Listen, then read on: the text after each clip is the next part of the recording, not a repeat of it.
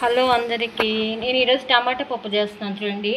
పప్పు ఏమో మనం కొద్దిగా 1/2 కేజీ వరకు ఉడకపెట్టుకొని కుక్కర్లో చూడండి. కందిపప్పు, కావాల్సిన టమాటాలు, ఉల్లిపాయలు, పచ్చిమిరపకాయలు, తెల్లుల్లి చేసిన విధానం చూపిస్తాను చూడండి.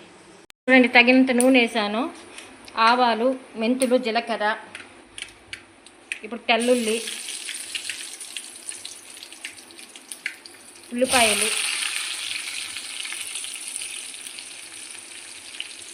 పచ్చిమిర్చి, ఈ 3 బాగా వేపుకోవాలి.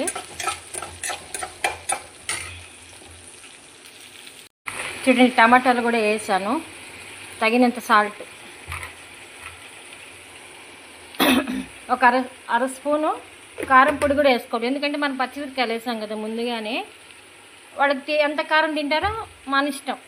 ఎక్కువ తినేవాళ్ళు ఎక్కువ వేసుకోవచ్చు, తక్కువ తినేవాళ్ళు తక్కువ వేసుకోవచ్చు. ఈ టమాటాలు అంతా బాగా దగ్గరికి మగ్గాలండి.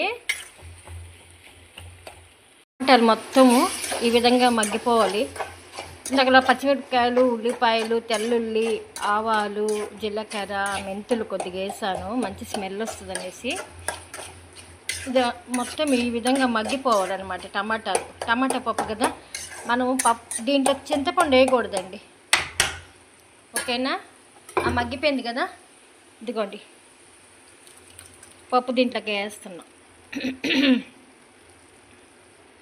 మనం ఇందాక కుక్కర్లో ఉడకపెట్టుకునే పప్పు దీంట్లోకి వేస్తున్నాం.